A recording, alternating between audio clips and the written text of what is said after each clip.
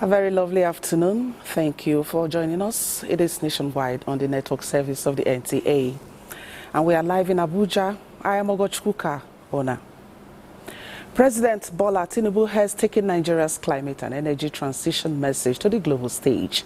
Addressing world leaders at the Abu Dhabi Sustainability Week 2026 in the United Arab Emirates, he outlined Nigeria's pathway to sustainable development and global energy collaboration. The connections between climate and the global economy, health and energy systems, as well as food security, must now shape the way we govern and operate. Building on that commitment, President Tinubu, in a 16-minute address, described climate change not only as an environmental challenge, but also a global economic opportunity, especially for Africa as the world transitions to cleaner energy. He said Africa stands at a defining moment where innovation, collaboration, and decisive leadership will determine how the continent fits into the future global energy landscape. As Africa's most populous nation and one of its largest economies, President Tinubu said Nigeria recognizes its responsibility to lead by aligning global climate goals with local development realities. He explained that Nigeria's sustainability agenda is anchored on 3 pillars: energy transition, climate resilience, and sustainable development, designed to drive growth while protecting the environment. The nation views the Nexus approach as an opportunity to align climate action with energy access, economic growth, job creation, and social inclusion. Sustainable development ensures that all systems, policy, finance, infrastructure, nature, and human capital must move together. On energy transition, the President said Nigeria is committed to reducing carbon emissions and diversifying its energy mix, with a clear target of achieving net zero emissions by the year 2060. He announced ongoing efforts to expand the use of compressed natural gas as a cleaner alternative fuel, alongside the gradual introduction of electric vehicles as part of a just and inclusive transition away from fossil fuels. President Tinubu also highlighted Nigeria's investments in solid minerals and critical metals, noting that the country is developing internationally certified data to support the global green energy supply chain. Nigeria recognizes the urgent need to deploy and advance technologies to improve grid efficiency, modernize infrastructure, and accelerate the delivery of sustainable energy to underserved areas. We also recognize that the adoption of artificial intelligence, AI, to optimize efficiency is no longer a matter of the future. Therefore, as we work to ensure a stable and reliable energy supply, we are actively seeking partnership that promote technology transfer, knowledge exchange, and innovation. Addressing climate resilience and sustainable development, the President said Nigeria faces serious environmental challenges, including flooding, desertification, coastal erosion, deforestation, and the shrinking of Lake Chad, which threatens livelihoods and food security. He said his administration is promoting climate-smart agriculture, clean cooking solutions, and environmental protection policies to strengthen resilience and improve living conditions. President Tinubu called for stronger global collaboration, urging investors and development partners to support Africa's green transition, while noting Nigeria's leadership in sovereign green bond financing. He concluded by stressing that sustainability is a shared responsibility, reaffirming Nigeria's readiness to work with global partners to build a resilient, equitable, and sustainable future. From From Abu Dhabi, now back here in Nigeria, in a new twist, the minority leader, Rivers State House of Assembly, Silvanus Nwankwo, and member representing Degema State constituency, Peter Abe, are calling for peaceful resolution of the impeachment process initiated by the State House of Assembly against Governor of Siminalayi Fubara and the Deputy Governor Ngozi Odu. They made their views known in Port Harcourt, stressing that it will serve the best interests of Rivers people. Nkiru Onyejesi has details. At a briefing in Port Harcourt, the minority leader of the 10th Assembly and the member representing Omuma State constituency, Silvanus Nwankwo, noted that the briefing was convened to appeal to other lawmakers on the need to explore peaceful resolution following widespread concern expressed by elders and leaders within and outside Rivers State. Having listened to so many pleas, calls from our elders and leaders, both within and outside the state, begging for leniency, we are begging, calling our colleagues to reconsider our step and see how this matter can be resolved amicably. The minority leader, alongside member representing Degema State constituency, Peter Abe, acknowledged that constitutional issues have been raised against the governor and his deputy, but stressed the need to temper justice with mercy, as impeachment should be a last resort. You don't raise the axe and swing it as you raise it. So we plead with our colleagues to reconsider. To please reconsider, provided the governor too has a role to play. He too must make sure he doesn't infringe furthermore on the Constitution. So that will bring an amicable settlement to the whole thing. It will be recalled that the Rivers State House of Assembly had on Thursday, 8 January 2026, commenced an impeachment process against the governor and his deputy on the grounds of gross misconduct. In Port Harcourt, Nkiru Onyejesi, NTA News. And in the meantime, the Pan-Niger Delta Forum, PANDEF, has inaugurated a high-level reconciliation committee to address the ongoing political crisis in Rivers State. The committee is chaired by former Attorney General of the Federation and Minister of Justice, Kano Agabi SAN. Timothy Yusuf reports. Inauguration of the 7-member high-level committee for political reconciliation in Rivers State.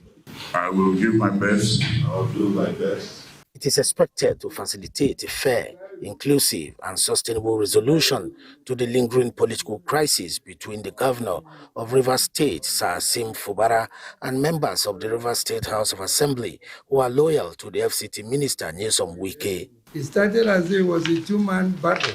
Now it is the entire state that is being affected by this unfortunate incident. The president is the father of this country. He wants this country to have peace. We from the region feel very uncomfortable that we appear on the media with all the negative publicity. We appeal to the parties to embrace reconciliation. We urge them, we beg them, we appeal to them. Sacrifices are called for. Make those sacrifices and let there be peace. Amen. PANDEF urged all parties involved to exercise restraint and cooperate with the committee towards an amicable resolution of the long-standing political feud. Timothy Yusuf, NTA News. And away from politics now, trial of the 5 suspects allegedly linked to the June 5, 2022 bombing and killing at St. Francis Catholic Church, Owo, in Ondo State, continued with more evidence taken from another witness to the crime. Dele Atumbi reports. On June 5, 2022, a bomb went off at St. Francis Catholic Church, Owo, Ondo State, leading to the death of at least 40 parishioners.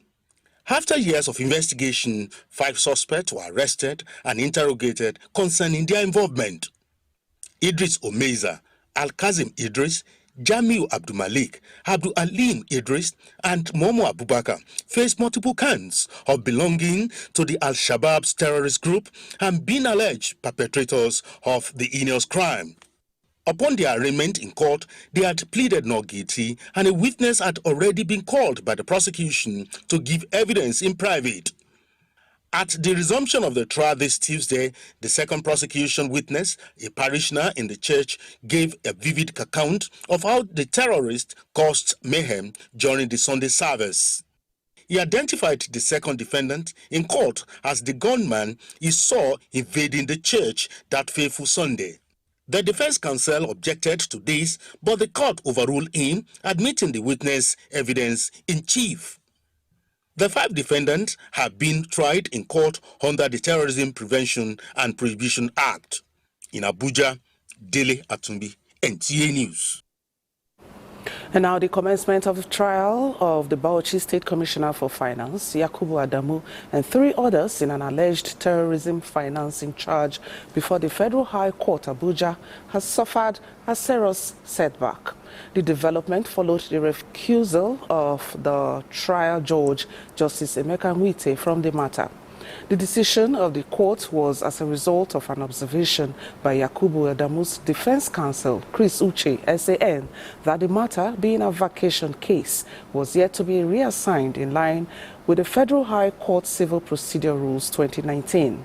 Yakubu Adamu, Balarabe Ilela, Aminu Mohammed Bose, and Kabiru Mohammed are facing multiple counts of disbursing $2.3 million of state money to some individuals in violation of financial regulations.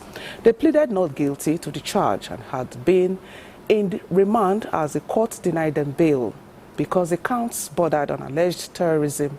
Justice Nwite has remitted the case file to the Chief Judge of the Federal High Court for reassignment to another judicial officer. The National Industrial Court Abuja Division has ordered the reinstatement of Professor Monday Igwe as the Medical Director of the Federal Neuropsychiatric Hospital Enugu, declaring the termination of his appointment unlawful, null and void. Justice Emmanuel Sobilim gave the order while delivering a verdict in suits between Professor Monday Igwe as claimant and 7 other defendants.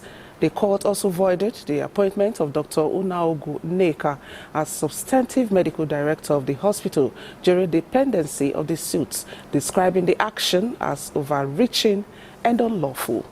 Justice Emmanuel Sobilim held that Professor Igwe had successfully proved his case against the defendants in the matter and therefore ordered his reinstatement as medical director of the institution to complete his remaining 3 years and 5 months in office.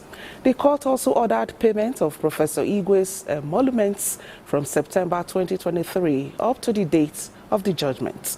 Justice Sobilim declared that the procedure adopted for the purported termination of Professor Igwe's appointment was arbitrary, illegal, and a fundamental breach of the mandatory statutory provisions and regulations governing his employment. The court further awarded a sum of 3 million naira in favor of Professor Igwe against the defendants. And for more stories on Nationwide today, let's cross over to Lagos, where Adiola will be giving us some reports. Hello, Adiola, you're on.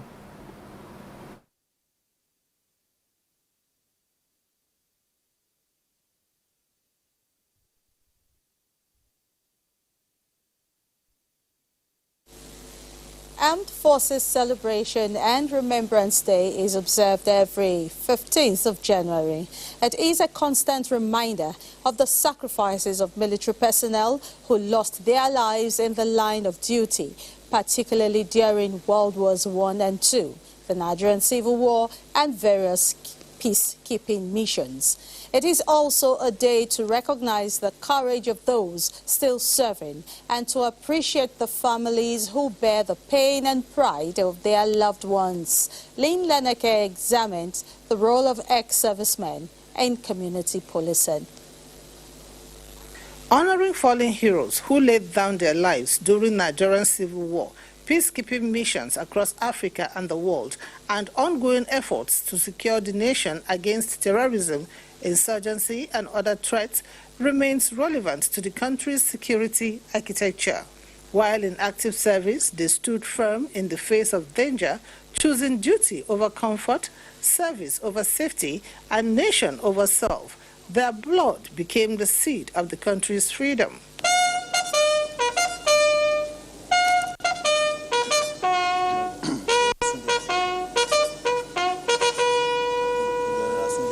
For such humanitarian service rendered to one's nation, security experts say there is need for more synergy and integration of ex-servicemen with empathy to support their families. Security officers can help and assist in the area of community policing, security advocacy, intelligence gathering, security education for the community enlightenment, synergy or synergizing with various security agencies in their environment, especially where they have challenges. They have done so well for Nigeria at large. Many have served outside the country. Many are so experienced in different security fields.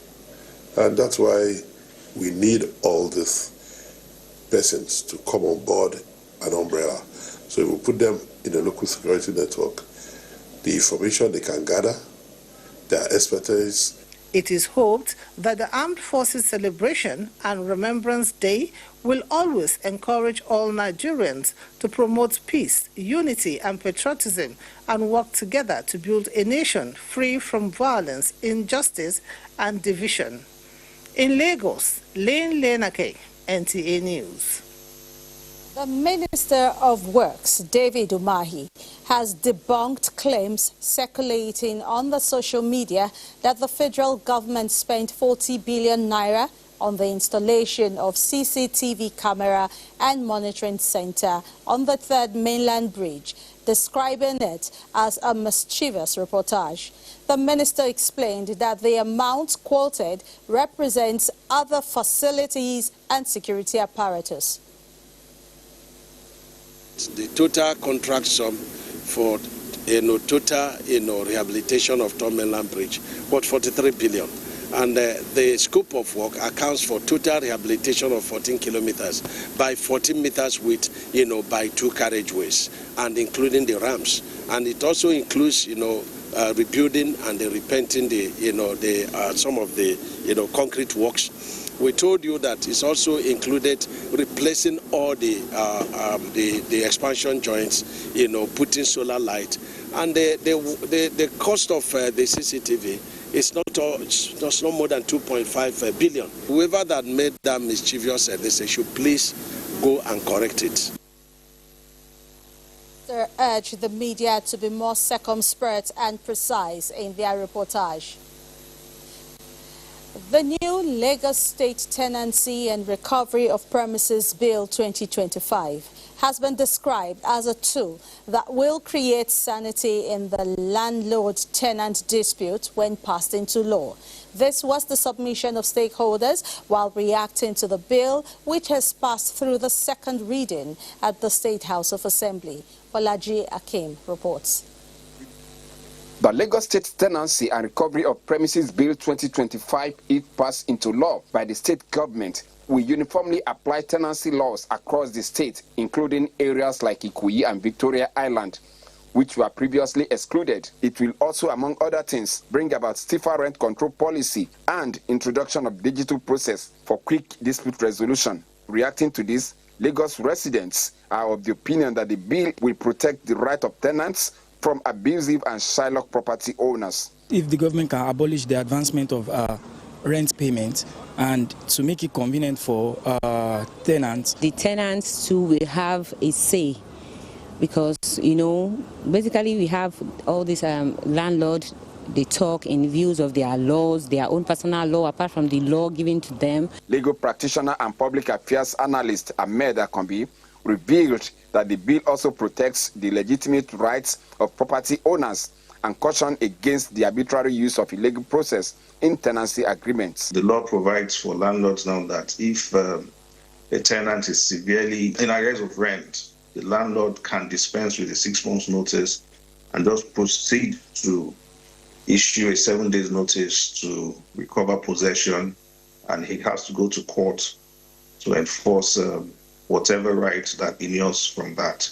Akombi added that the bill is also expected to serve as a source of income generation for the state government. Real estate practitioners across the board must be registered with the Lagos State Real Estate Regulatory Agency. So once there's an infraction, anybody has the right to walk up to that agency to make a complaint. The bill is currently at the final stage of legislative consideration on the floor of the Lagos State House of Assembly. In Lagos, Bolaji Akin, NTA News. Those are the reports from Lagos. And next spot of call on Nationwide will be Kaduna, but that will be after the break. To stay with us. In Kaduna.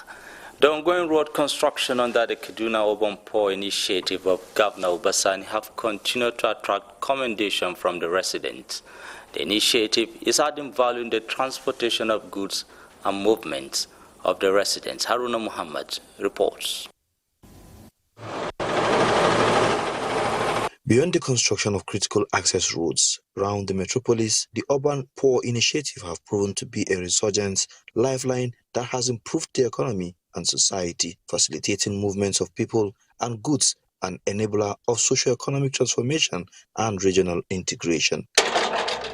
These road projects, currently ongoing across Kaduna metropolis under the Urban Poor initiative of the current administration, are designed to improve mobility and stimulate economic activities at the grassroots. Before this administration, it was just the bridge, but now the roads have been completed, linking the southern and the northern part of Kaduna metropolis, as well as easing traffic on the Stadium Roundabout Bridge. Last administration has made the bridge, which is only 30 or 40%. But Obasani has now tried to complete it to make it 100%. We thank Obasani for the work well done. With the people of Kabbalah Costin will be linked to Barnawa as easy as possible, because the road will be trackable to us to go to Barnawa instead of coming round through Stadium before you reach Barnawa. And this road is going to bring development. Obasani's Urban Poor initiative focuses on connecting intercity settlements and pre-urban communities that have for years suffered from poor mobility, making transportation of goods and movement of residents difficult. Obasani will try for the road. Obasani come and finish the road. For many years, we have been suffering on this road, most especially when all of us, not only the people of this area, but the entire Kaduna. With many projects under the Obasani Rural Transformation and Urban Poor Initiative, the residents of Kaduna look forward to the completion of this project linking the metropolis and the rural settlements for the overall well-being of the states. In Kaduna, I am Haruna Mohammed, NTA News.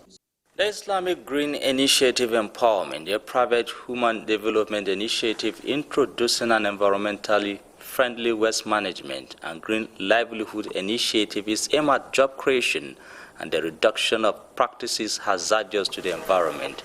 The founder of the initiative, Bola Risikatu Usman, disclosed this while demonstrating the biofuel sewage technology described as the first of its kind in Katsina State. Awal Haliru has the details.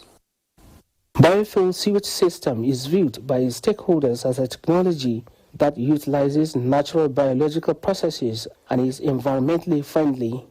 This informed a decision of the Islamic Green Initiative Empowerment to introduce to the residents of Katsina State to know the technology with a view to reducing environmental hazards and creating job opportunities. No need of maybe you want to soak it like it was the conventional soak away. No more soaking of water that is not filtered. So what we have here is biologically filtered water. That is the biofuel. So the water of the soak away is dry. The Islamic Green Initiative Empowerment is also extracting fiber from locally sourced plants within the neighborhood to produce materials commonly used in POP making. There is this Rama plant. Some Chinese are coming here. Unfortunately, we have not even known about Rama plant before. Using agricultural waste to improve our community, to reduce poverty level. This thing is supposed to be producing in our country, the government should come and support. With adequate support, the adoption of these technologies would empower thousands of youths in Katsina State, promote economic self-reliance, and contribute to the reduction of youth restiveness and help the fight against insecurity. In Katsina, Awal Haleru, NTA News. That's our contributions from this end. Nationwide continues in our Abuja studio. Thank you. Mohammed. The National Agency for the Prohibition of Trafficking in Persons, NAPTIP, Makurdi Zonal Command, has rescued 58 out of 300 children who have been reported missing, with the latest batch recovered from Abuja and Nasarawa State. This was at a press briefing in Makurdi. Let's hear details from Simbiat Agbaji. National Agency for the Prohibition of Trafficking in Persons, NAPTIP Makurdi Zonal Command, has made significant progress in rescuing children trafficked from Benue State. Recently, 29 children have been recovered from the FCT and Nasarawa State. The children aged between 1 and 5 were from Yelwata, Daudu and Ukpang communities in Guma local government area of the state. Mother of triplets whose children were rescued expressed gratitude to NAPTIP, saying the suspects approached her pretending to assist with her children's education. To our headmen, this our gateway. So as they start telling them all this story, they accept and they say this is a good thing. So they start to register us and they announce from down to say we should come and do this thing because we are good something. Representative of the zonal commander expressed satisfaction with the rescue operation, which began in May 2025. He emphasized NAPTIP's commitment to protecting children's rights and combating human trafficking. We arrested another person called Rosemary. We arrested another person called Steven. We arrested another person. The main person called Ashima is the real leader of this group. With 58 children rescued so far, NAPTIP says the mission is ongoing to recover the rest. The head of operations further advised parents and guardians to be vigilant. In Makurdi, Simbiat Agbaji, NTA News. In the fourth quarter of last year, security agencies in the Federal Capital Territory undertook deliberate tactical operations, taking the fight to the doorsteps of high-threat criminals, such as one-chance armed robbers who gave commuters cause for concern. However, the crime flipped the switch at the dawn of this new year, with a syndicate running rampage on the Aya Kubwa Area 1 road interchange. This development has already led to the loss of lives, with survivors living with trauma of the harrowing experiences.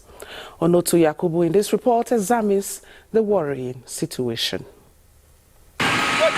Over the years, the threat of one-chance-induced casualties on the Federal Capital Territory roads is one case too many. The menace, according to security and crime management commentators, is a challenge that seems to defy security solutions. At the twilight of the fourth quarter of last year, coordinated tactical security operations by the FCT police dealt a strong blow to the menace with arrest of 12 suspects from 26 reported cases. But barely 2 weeks into the new year, lives of 2 professionals, first a nurse and a lawyer, have been struck in the web of one chance. I make sure that I stopped at the right bus stop, or I'm waiting for a particular vehicle at the right bus stop, and then check the kind of people that are inside. When you keep recycling criminals, people who are involved in one chance are arrested, released, and reprocessed the system, it means that they'll be more confident that they can keep carrying out those heinous crimes and go scot-free with this. Security observers described the killings as a damning indictment on security coordination in the FCT and called for the full deployment of state resources to track down and prosecute perpetrators. We know there are corridors where these incidents of one chance happen. There are prevalent areas. These are hotspots where these acts of criminality happen. What I expect from the law enforcement agents, especially the police, is to see how to increase their patrol, right, around this corridor. And in increasing their patrol, I expect that there should be some undercover agent. The FCT police, in coordinated action, announced the arrest of 3 members of the suspected syndicate after acting on reconstructive digital intelligence. We always advise that you always be in the midst of, people, at least, and then, this free rides, we're also advising them that they should also be careful. For now, FCT residents and commuters are hopeful that authorities will take proactive and decisive measures to nip the situation in the bud and enhance their confidence to appreciable safety and security. In Abuja, Onotu Yakubu, NTA News. All right, we just saw that reports of a syndicate running rampage on the AYA Kubwa Area 1 Road interchange. And they're still staying with Onotu, who is also live now at a location at the central area here in Abuja to tell us more about the sad incidences of one chance. Onotu, so why are women more vulnerable to criminal attacks of one chance? Let's hear from you. Thank you, Studio. I think from security analysis and of course, the submission by managers of security across the FCT have identified a couple of gender specifics that have been responsible for the vulnerability of women to this hydra-headed monster that have perverted the traffic community of the FCT over the years. One of such is the fact that from investigations and analysis, they've been able to draw a conclusion that one of the givens that made women vulnerable to this challenge is the fact that these suspected criminals have come to identify the fact that women seldom challenge them when they find themselves in this vulnerable state. They simply succumb to the pressure that might come with it and do not, in most cases, call attention for assistance to rescue them from the situation. This is one key factor that have been identified by security managers and analysts to be responsible for the vulnerability of the women gender to the menace of one chance. But then there are a couple of other reasons that have been adduced to this. Presently, I'm standing at one of the very busy bus stops, especially at rush hours like this, at the close of work in the FCT around the central area. And then most times you get come to bus stops like this, and then you find most times young girls, isolating themselves from the crowd of commuters that have come to the bus stops to get vehicle. Two factors they say are responsible for this. One is that in the course of trying to attract favors in the name of free lifts or even get a cheaper transport fare to pay for these vehicles, they tend to isolate themselves from the crowd, and this is what some of these one-chance operators capitalized on, because while they are standing there, they see them as easy prey and then simply swoop down on them. And in this case, when they come, they simply just open the door and then ask you wherever you are going. At that point, whatever location you are going is their route. And then it is when they get in, they get to realize that they found themselves in a security breach. These and a couple of other reasons have been adduced by security analysts to be responsible for this challenge, the vulnerability of women to it. But over the years, the FCT Police Command and other security agencies have put in a lot of effort and sensitization to continually, inundate the traffic community to be on the lookout for some of these salient flashpoints that these guys capitalize on in most cases, and into hoodwink could be victims into becoming prey for their stalking trade. And this sensitization has continued to run on every platform available to the police in the FCT to ensure that the women are constantly put on high alert to their vulnerability to the situation. And this has worked for some, whilst for some others, they simply pass off the information, the intelligence information that should help safeguard them and ensure their security when in traffic or when commuting. All right, Odoto, thank you very much for that insightful contribution. I will go with you on the two reasons why women are very vulnerable. Yes, no muscle, and of course, anything free. Okay, thank you so much. I believe women are watching. Be cautious and also be very vigilant. All right, still talking security matters, the Nigeria police will continue to forge strategic partnerships aimed at building advanced investigative capacity of its special fraud units with a view to safeguarding Nigeria's financial system and reinforcing national security. Inspector General of Police Kayode Egbetokun stated this after declaring open a 3-day strategic training program on digital trading system and forex-related financial crime investigation in Lagos. Musa Toliat completes the report. Although digital platforms have continued to enhance online business transactions and ease of doing business across borders, such platforms have also been constantly exploited for fraud, illicit financial flows, and organized criminal activities. This 3-day strategic training on digital systems and forex-related financial crimes is organized by the Force headquarters in collaboration with strategic development partners.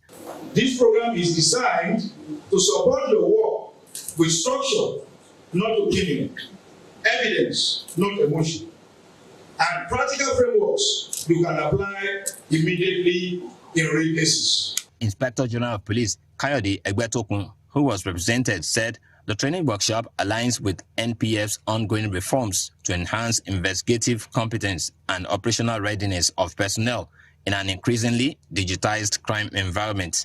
The Nigerian Police Force places manpower development at the core of policy reform and operational excellence, strengthening our capacity to investigate digital trading abuses, forex-related fraud, money laundering, Ponzi schemes, and other illicit financial flows is therefore a direct investment in national security, crime prevention, and public safety.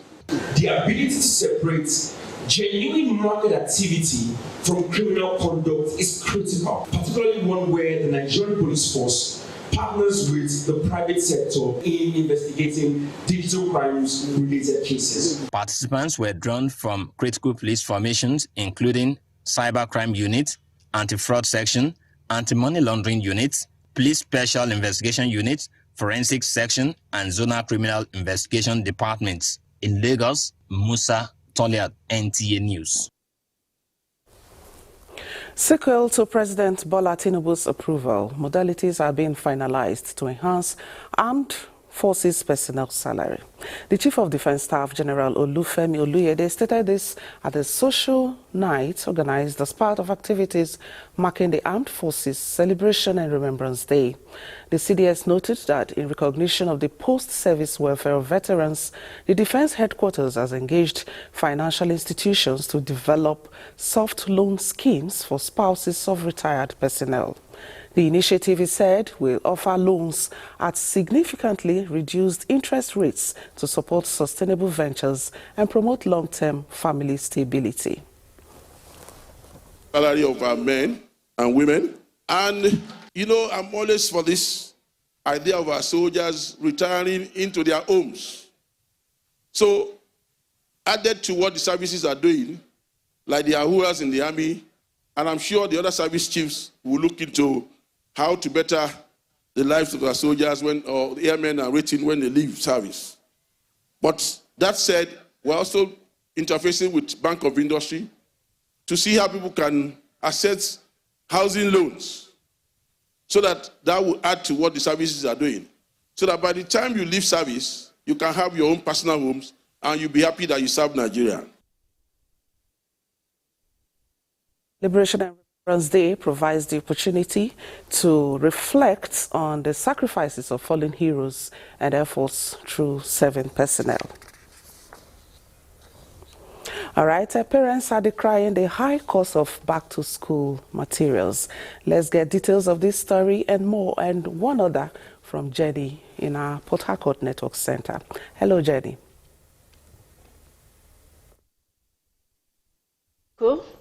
For many Nigerians, 2025 was a year of economic adjustment shaped by reforms that affected daily living and business operations across the country. Joy Uzo examines how the economy fared in 2025, the impact on formal and informal sectors, as well as areas requiring a boost in 2026.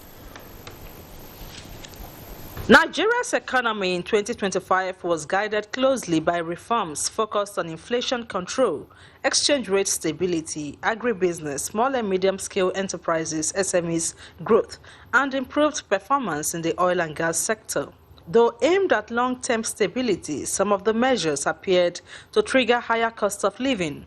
The impact was felt strongly in the formal and informal sectors, where businesses strive to adjust to policy shifts and reduced consumer spending.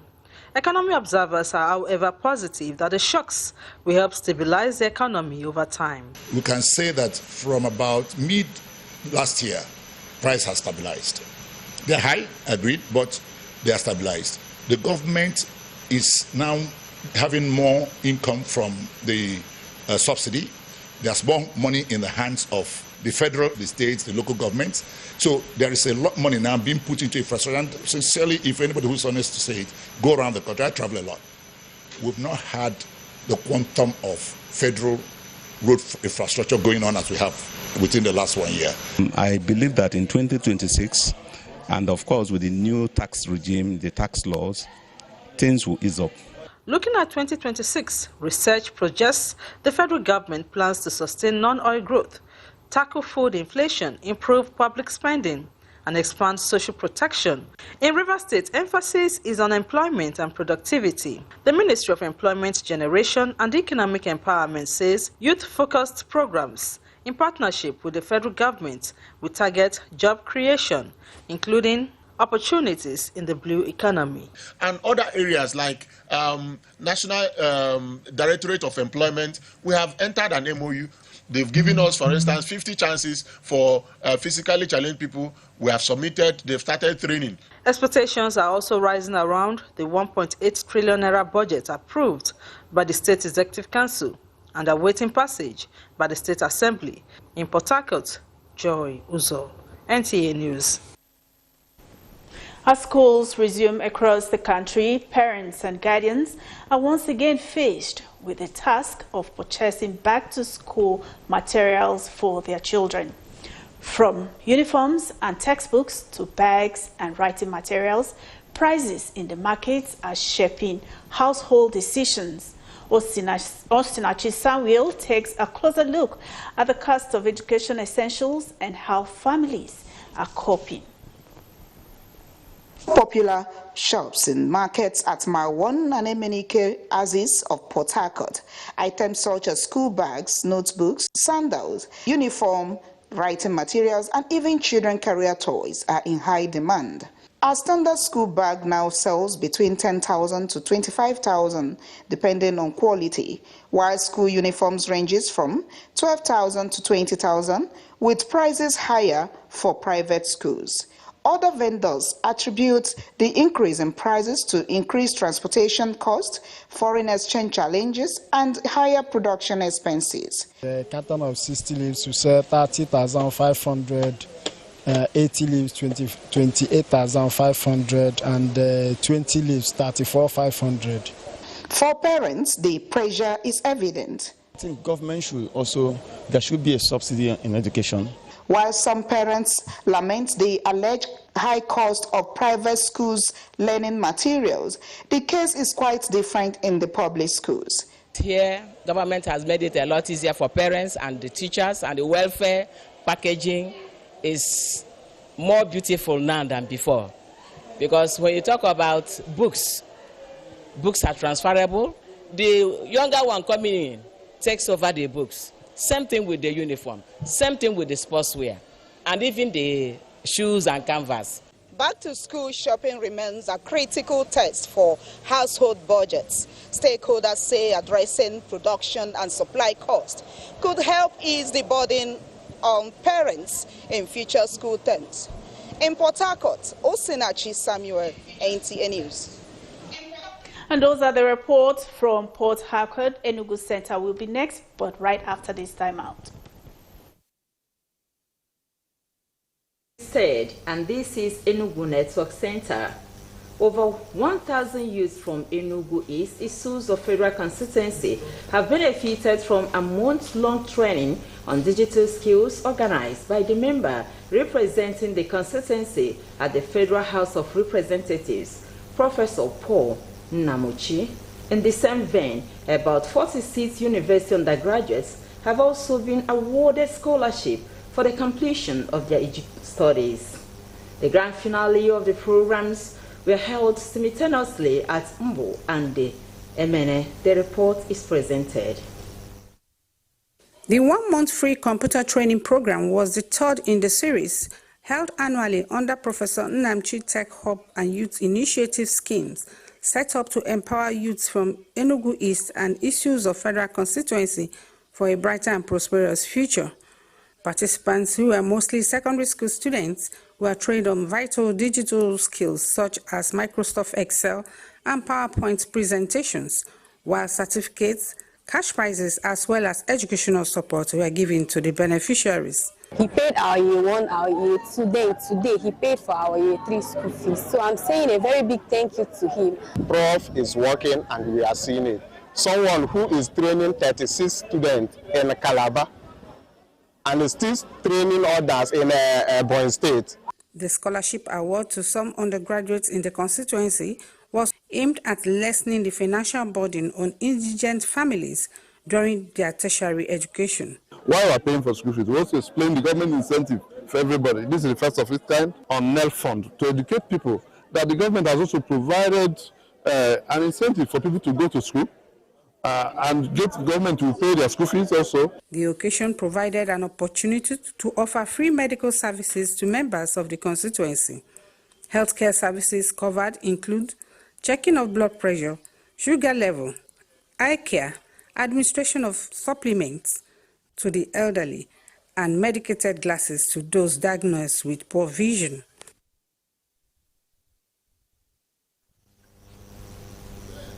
And that's it from Enugu Network Center. Now over to Ogochukwuka Ona in Abuja studios for the continuation of the news. Hi, Ona. Thank you, Chika, for your contribution. Now, the first Hadiza Bala Usman Governance Colloquium in commemoration of our 50th birthday anniversary was full of encomium on her role in nation building as special advisor to the President on policy and coordination. As Vice President Kashim Shettima and others key speakers extolled her contribution to service delivery. State House correspondent Abdurrahman Jibrila reports. She's kind, she's dedicated to her work, and I'm so proud to stand here today to welcome you all to this colloquium. She has also mastered the art of stakeholder management, thereby knowing who exactly she needs to bring on the table at every point in time. Official work and titles. What I treasure most is the friendship Hadiza and I share. The environment at this colloquium witnessed testimonies and emotions on who is Hadiza Bala Usman and her role in advancing Nigeria's public sector. I am a daddy's girl and I miss my daddy so much.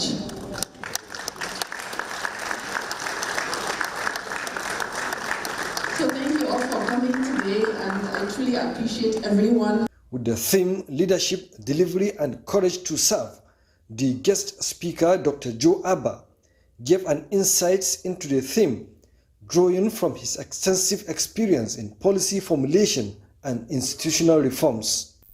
Of those roughly 240 million people, only very few will get the opportunity in their lifetime to serve their country at a senior level. The ultimate measure of a man, according to Martin Luther King Jr., is not where he stands at times of comfort and convenience, but where he stands at times of conflict and challenges. During one of Nigeria's darkest moments, he answered the call of conscience. He compounded the Bring Back Our Girls movement at a time of national grief, fear, and uncertainty. when lies were manufactured and weaponized for political ends, when fault lines that divide this country were deliberately manipulated for political ends. I was an active participant in that moment and saw firsthand how she stood firm. You have continued to distinguish yourself through intellectual rigor, strategic foresight, and uncommon passion for translating policy intent into measurable outcomes. Hadiza Bala Usman has consistently demonstrated a clear doctrine of leadership. The public office is a trust, that delivery matters, and that courage is not optional.